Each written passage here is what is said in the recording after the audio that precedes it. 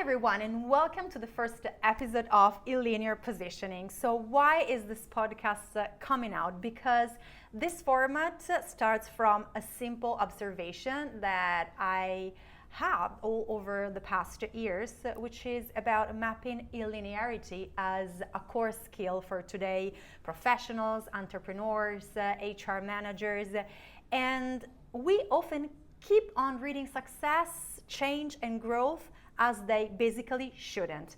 And this is why in all my career that I encounter every day, entrepreneurs, managers, founders, investors, etc., I keep on seeing that they all have a linear career, and above all, they are looking for peers like them as talents to be part of their team as peer or as part of the innovation team of their companies.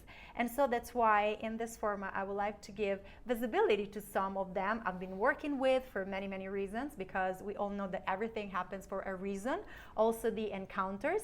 And the most valuable part, this is one of the reasons I made this format, is because the valuable part of what we do is not just in what someone does, but how they got there. So it's about their path and what they can now see because of that journey. So welcome to Illinear Positioning format and podcast. Today we are hosted in the beautiful Hyatt-centric Milano Centrale Hotel, which is one of my favorite places to work, and we thank them very much for hosting us today. And my first guest today is Julian Marsili. Welcome. Thank you very much, Alicia. I'm very happy to be here. You've been delivered here from Denmark. Yes, straight out of Copenhagen. Correct. Okay. So Julian, you're Italian. We have to say that. Yep. I'm very proud of it.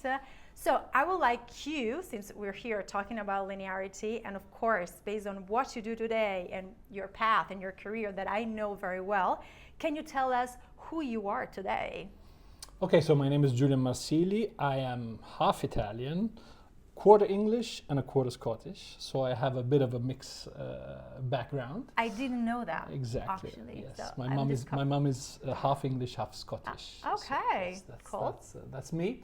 So who am I? I am a husband, a father, but also an innovator and a connector, a person who lives by his purpose. And my purpose is to enthusiastically connect with people, enabling myself and others to do better. That's what drives me, and that's what has brought me here today, speaking with you on this new podcast. And not just to here, but also to other places where you have recently launched something that we're going to discuss and disclose to our listeners in a very few seconds. So first of all, I would not ask you if you are Illinear or not, because I already know the answer. I didn't know you were half Scottish and English, but I for sure know you were 100%. You are 100% Illinear. When did you understand that you were not fitting into a linear path, and especially when did you learn and understand that this was a valuable part for your career, for your teams, and today for your clients? I never thought of my career as a linear progression. I never thought of the climbing the ladders and step by step reaching some kind of virtual goal. I've always been driven by the desire for independence, curiosity, and solving problems. This has brought me into various different paths, different countries, different industries, different roles. Can you tell us which countries have you visited and which industries as well? So I've born and bred in Italy, studied in the UK, started working in the UK, came back to Italy to do my military service. Oh, you did the military service. Of course, I was an officer in the Italian army. Lived in Perugia for a year, then started my first job in Bologna. My career is mainly fast-moving consumer goods, so okay. I have a degree in agricultural economics. So I started a mixture between food, so farmers, and economics and marketing. Okay. I did a master's in development economics, which brought me to sub-Saharan Africa. I stayed for a year in Zimbabwe, Botswana, Namibia, traveling. I swear to God, I didn't know that. That's why you know Namibia very well. Exactly. So if you want to plan a trip to Namibia the very genuine way, you can call Julian Marsili on LinkedIn. He will provide you. I have the itinerary. Okay, the itinerary. Not done by me, but by a close friend of mine. So you lived in Africa as well. Oh my God. I did live in Africa for studying and for work. Then back to Italy, Bologna, Piacenza, Milano, then back to Rome, and then now I live and work in Copenhagen. And in terms of jobs done or industries worked, I've worked in fruit juice, in fresh fruit, canned fruit, pet food, so cat care, dog care, and I know you're a cat person, so we can talk about that. Then for the last 15 years I worked in beer, started in Birra Peroni, and then moved to Copenhagen to work for Carlsberg. So and always in the area of marketing, but the marketing, trade marketing, innovation, events, and so forth. And yes, my career has been, let's say, not sequential, but as we said, just driven by curiosity, by the problems that have presented itself in front of me. And talking about problems, yes. Julian is not going to solve all your problems, so if you're here listening to this podcast, I'm sorry. But these different perspectives of yours in all your roles you have, let's say, dressed in your careers and also different cultural context, have given you a very special perspective that maybe you noticed during the last couple of years because you do totally a revolution of your career, your professional engagements, and so provided a special lens, I would say, and focus on a very interesting relationship, which is about clients and agencies. And this is where your super cool project is about. So my question is, tell us about the Antidote. Okay, so basically, having had different roles, having worked for many different companies, I've had the opportunity and pleasure to work with a ton of amazing creative design and innovation agencies. I've spent, let's say, 20 years on the client side in national projects and global projects. And over the last 3 to 4 years, I've been a non-executive advisor for creative agencies. So I've stepped on the other side of the barrier because I've always been attracted by innovation and ideas. And what I've witnessed is, let's say, we can safely say there is a need for improvement between the relationship there is between a client and their agency and so forth. And I've developed this program, this project, this masterclass, this series of trainings for both clients and agencies. If you allow me, I will call them a different type of trainings because the project you have is very buildable and scalable. So it can range from a keynote, so very inspirational and very fun as you are. Because like the dichotomy between clients and agency can resemble like men and women sometime. So women are from Venus and men are from Mars, but at the same time can be very practical because based on the feedback you received, people said that it was very useful. So it can range from a keynote to a practical workshop or a training in some cases, which is tailor-made. So yeah, it's a mixture between a therapist, a personal trainer, a counselor, and it is called the Antidote to Clients Playing It Safe, directed to the agencies, where I, let's say, unpack what it means to play it safe for a client, because I've been there. You've been the safe client. I've had to play it safe. Hardly to imagine you had to play that safe. Exactly, I've had to play it safe. And also on the other side, being a client, also the antidote to agencies going rogue, which is what often as a client one experiences once or twice in its career.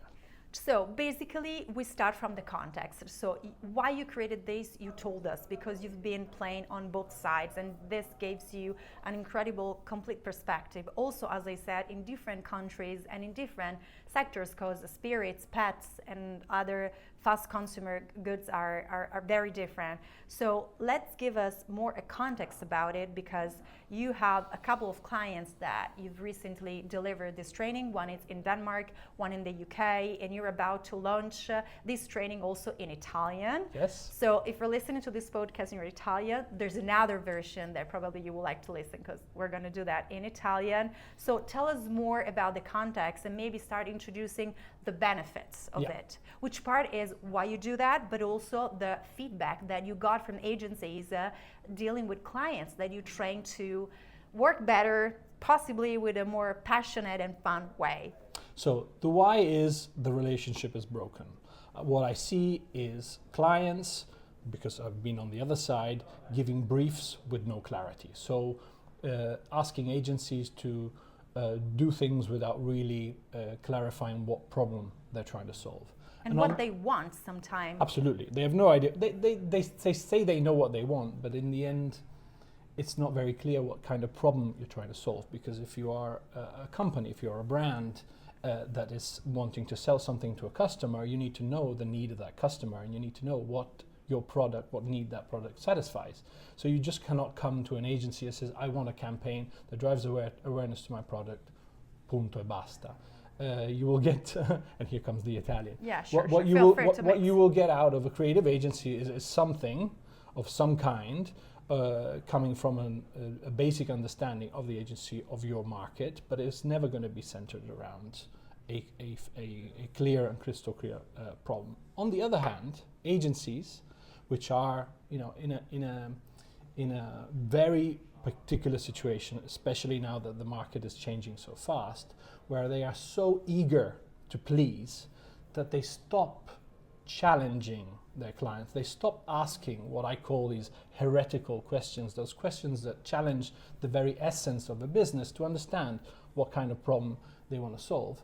They stop challenging, and they basically start giving the client exactly what the client asks for, not what he needs. And here the analogy that I have is similar to Henry Ford, where he was, the famous quote that nobody knows if it's his, but the quote was, if I'd asked my customer what he wanted, he would have told me a faster horse instead of a car. These agencies are becoming faster horse agencies, giving clients what they want, not what they need.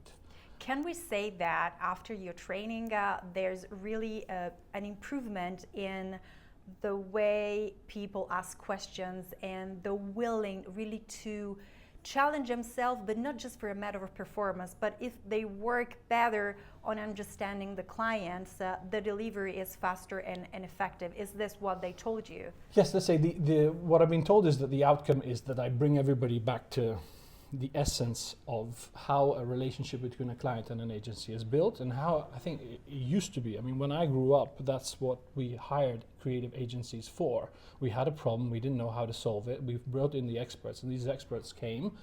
More often than none, they knew more about our problem than we actually did, and they were true experts in solving it with our customers. The benefit that I hear back from people who have been through my training is that I give practical examples to help them go back to the basics, build stronger relationship with their clients, challenge them without breaking the relationship. Of course. It doesn't mean that now suddenly we have to become obnoxious and entitled individuals, but it's actually really being able to be an external partner, and as I said, ask those difficult, heretical questions. I like the heretical one. Yes, absolutely. That suddenly break down all the barriers. The example that I had, I was in a meeting. We're developing the global campaign for Carlsberg, probably the best beer in the world. We're in the UK, and we're saying we reposition the brand. We need to bring this positioning to life. The heretical question asked at the table was, but do you know that nobody likes your beer? So that's the question that we knew somehow there was a perception, because blind tasting, everything was perfect. So we hid behind, we know our beer is very good, but mounted up with history of advertising and various things, the British people thought that the beer tasted like cat piss. And nobody asked it until a guy asked it. There was a very awkward moment. but then, suddenly you say, actually, maybe. So what happened there? Happened the program, where we went and rebrewed the beer, we remade the product, we talked about how we improved it, and we just basically delivered on our promise of delivering probably the best beer in the world. But if that question hadn't been brought up, we would have just had again. Can we say that, thanks to your consultancy and your trainer, you help people bring up those questions that sometimes people are scared to ask the others of themselves, and this saves them a ton of money and of time in bringing to the table many ideas, which today we can also have, because due also to artificial intelligence, we're really able to, with a right prompt, because it starts all from there, come out with a series of different perspective, ideas, and also creative, but this abundance of things doesn't solve the problem. So I really like the fact that you said back to basics. Yes. So can we say that your training helps people in asking the right question, overcoming the fears, and saving time and money to agencies and clients to deliver faster and long-lasting results? I think it basically enables agencies to deliver more effective communications that help clients solve their problems and therefore make more money.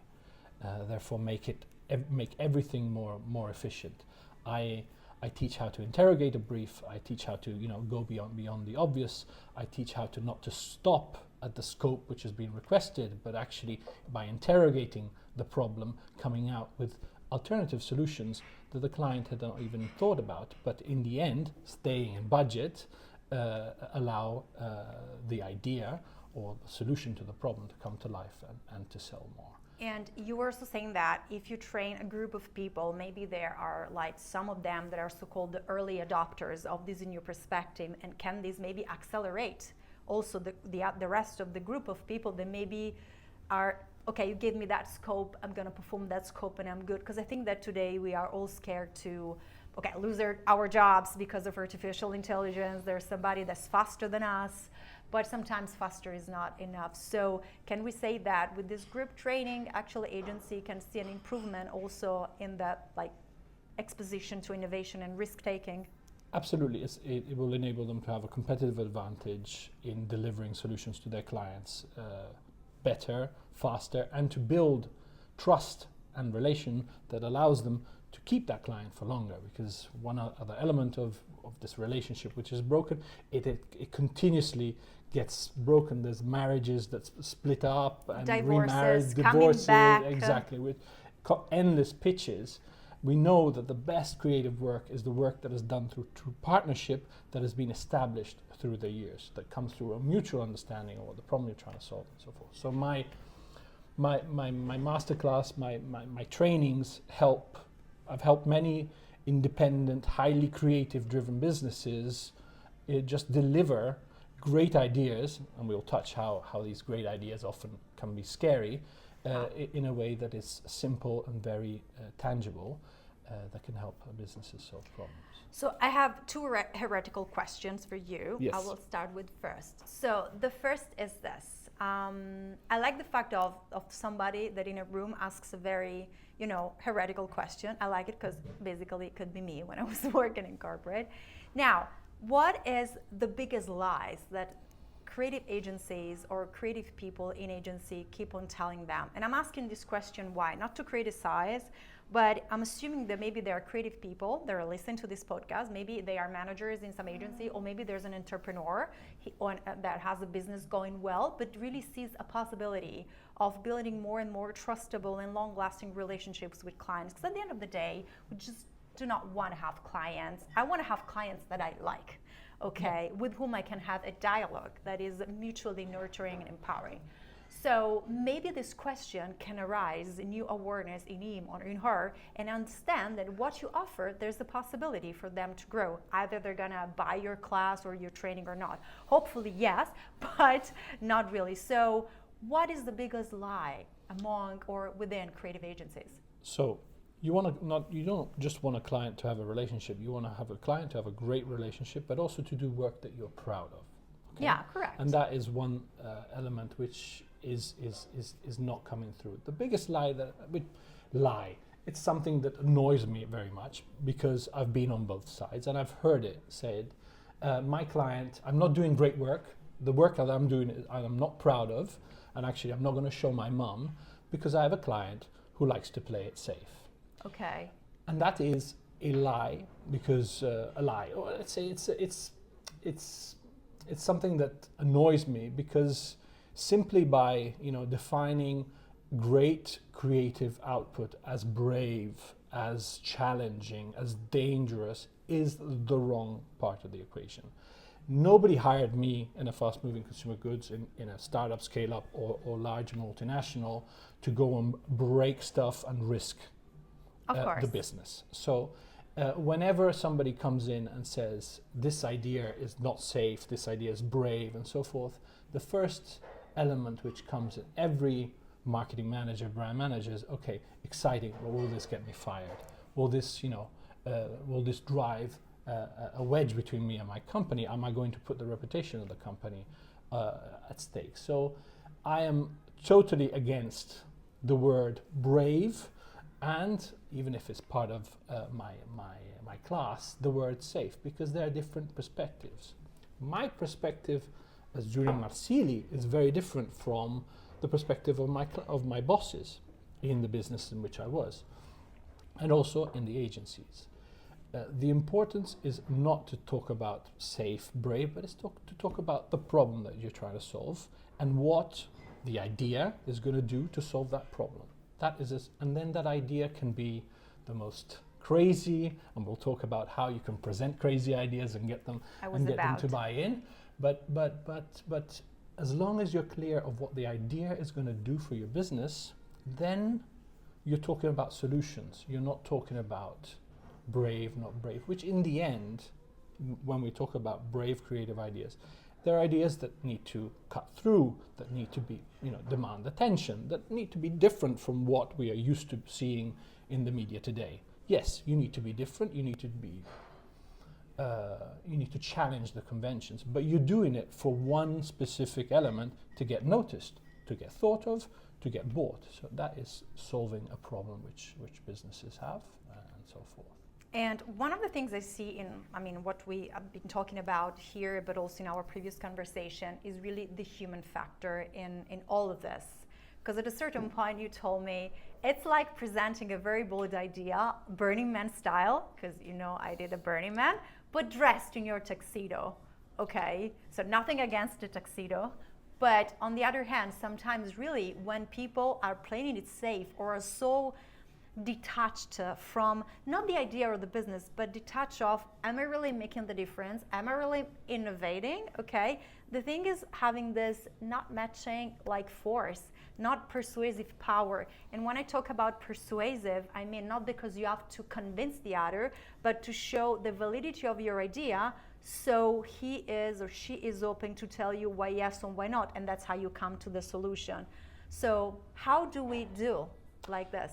So when we're talking about, disruptive ideas that cut through the clutter, that get noticed, that drive behavior change and solve business problems, we're talking about ideas that maybe have not been seen before, right? That have been done before, been done in some other market and so forth, but not in your market. So it is, you would come to the table with an idea that's not normal for somebody, right?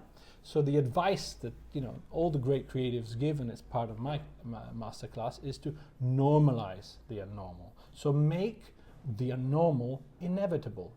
Make it feel safe. Make it feel like this is the only alternative possible that we have to get noticed, to sell more, to solve that problem, and so forth. So the example of the tuxedo is a quote from David Abbott that he said, "The more radical an idea I had to present, the more formal I would dress." So if he came with a crazy idea like Burning Man, he would come in dressed as a waiter or a Scotsman, very, very formal. So to get to normalize the situation, to not scare the client with this crazy idea, and he would present the idea not talking about the idea, but talking about what the idea will do for them. Will be beneficial for them. What will be the benefits of that? Because if there's another piece of advice that I give is to follow the problem, let the solution be in charge. You're not in charge, I'm not in charge, the clients are not in charge. It's the solution of that problem. So it just gets much... Can you articulate more on that? I'm going to apply also to my personal relationships. I mean, if you talk about an idea, this is what the idea is, and this is how it is, this is how it looks, and this is what will come to life, then you enter the world of subjectivity and imagination.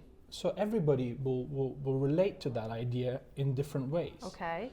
Only a few, and sometimes I pride myself to being the guy who saw the idea and saw the potential. That's why I've been told off so many times that I fall in love with ideas, and I've had crazy bosses saying that, I was the guy who loves ideas. No, I love what ideas... Shame on you who told Julian this, okay? I love what ideas can do. The same that HR told me my life hadn't had any value because it was not linear.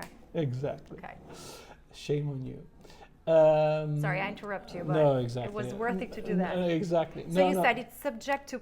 So if you spend time talking about the idea and not the problem you're trying to solve, you're just going to derail the whole conversation.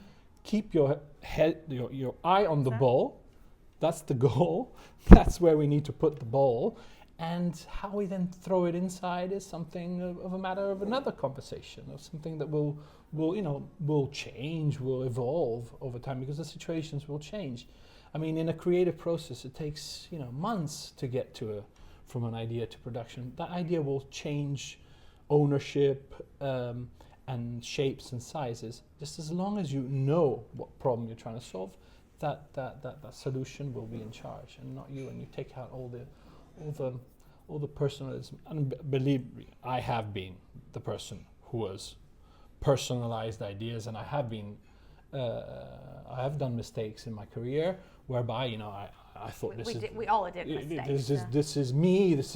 We've come up with this idea. This is so incredible. But the moment you stop talking about the idea and you constantly say, this is what it solves, this is what it does, this is what it will bring us. Okay. No more subjectivity, more focus on that, and the common interest. And then it's measurable, non-measurable. You can put your money where your mouth is. You can pay agencies depending also on the results obtained. You can also stake your career on it. Fantastic. But you're not staking your career on an image. You're staking your career on a result. On a result. Okay. So the top 5 pieces of advice. Let me recap them. So interrogate the brief until the business problem is clear. Know how you'll be judged. Okay, because sometimes we lose the focus on how the clients we have in front of us, that maybe is different from, will judge us. And then again, it's about the benefit and not the idea itself. Go to the ideas fast. Tell me more about it. Get to the ideas fast is... Sorry. No worries. It's because over the years, in design, in creative, in innovation, we have seen a tremendous amount of, I don't know, in Italian we call them sovrastrutture. In English we would call them layers of structure. Of structure, of strategy, and I'm going to tell you what I think about your brief. You ask me this, therefore this, and I've discovered this, and you spend 45 minutes to an hour. Sometimes it's exciting, sometimes it's draining, and then you get to the idea, right? You spend an hour talking about maybe the problem, maybe what we've asked, and then after an hour you get to the ideas, and that is simply not an effective use of their time. You start with a clear understanding of the problem that you solve, and then you go directly with the ideas and what they will bring. It's a rallying cry. And I know that agencies think that it's clients that want it, and definitely, they will want questions. They will question your thinking. You will have to have done the work to get to that idea, because you will have to have understood the problem.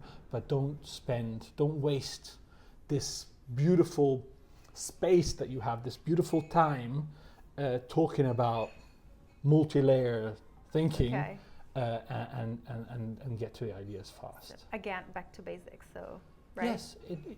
When I started as a junior product manager in Del Monte, the guy came in and said, "Look, the man from Del Monte is going to do this." Okay, yeah. Okay. now then you can Famous start. Uomo del mondo. Yes. Okay. Joke just for the Italians. No, Okay. it's international. It's Yeah, international? the man from Del Ah. Monte said yes. I didn't know that. Oh yes, Okay. yes. Then Very controversial. Very controversial. Very Yes. 4 tips: convincing the person in front of you isn't enough. You're buy as a buyer. Yes. So again, it's like I have- showing it's the inevitable. I have been, and again, I fall in love with ideas. I love the relationship that I've built with agencies, but I have, I was not the owner of the company. I was not the Okay. CEO, and even if I was the CEO has to then convince the board, and the board has to convince the investors, and so forth. So when you present an idea and you get buy-in from the room, remember that person will have to then sell your idea internally. So there are various techniques. Okay. And one technique, which I remind agencies constantly to do, is offer help to do it. I know somebody might think that you are stepping on the brand managers or marketing managers' toes by saying, I can help you sell it in. But honestly, let's clarify the waters. Is the common misconception is that marketing equals advertising. Advertising is a small part. Repeat this 3 times. Marketing is not advertising. Okay. Advertising is just a small part. So you can offer help to sell in the idea. You have the expertise as a creative agency or as a design agency or as an innovation agency in being challenged, because you know how to have conversations with your clients. You have probably 50 a day within your team. You know how to absorb objections, reflect, and respond. A muscle which a brand manager, a marketing director with 25 years of experience, does not have. Okay. You have it. Offer to help it. And if you hear no, then you can offer. You can leave a one-pager, an easy tip sheet on how to talk about the problem you're trying to solve and not the idea. Because as a great creative director used to say, great ideas at the beginning, are like baby lion cubs. Okay. Even a strong lion, when he's a baby, needs to be protected, needs to be hidden in the high grass. Yeah, correct. So ideas need to be protected. That's why you talk about the problem they solve, not so much about the idea. Africa again is coming out Yes. from this story. And finally, but we have already said that, normalize the unnormal, and again, what we said before.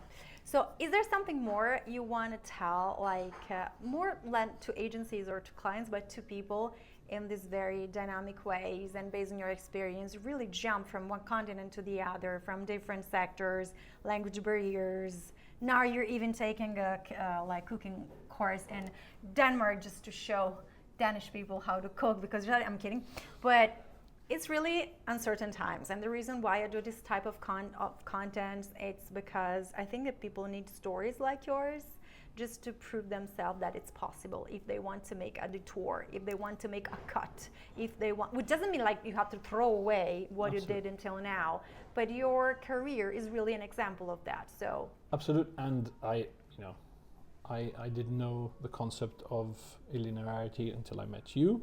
Mm-hmm. I simply changed many things out of curiosity and independence, as I said before, but still my career, it's different from many others. I still think it's not linear enough. okay. Absolutely. I still, and this is an advice for everybody, there's still a tendency to put people into boxes and to say you have not done that experience and so forth. So my reaction to that is I'm going to do all the experiences that I'm capable of doing, that attract me, all the problems that I want to solve. I'm now working for an AI company, I'm working for a surgeon simulation company. I'm doing all sorts of things to broaden my horizon, and it will never be enough. It will be a competitive advantage, I think, of my proposition, but it's not be linear. It's just how much can you be linear? Yeah, I need to issue a scale like for earthquakes. Yeah, the scale of illinearity. Yes, I like it. Okay, so thank you so much, Julian, for being the first guest of Illinear Positioning. I hope you really enjoy this episode, and if you want to reach Julian, you can search for him on LinkedIn and other social media. Thank you very much. Thank you.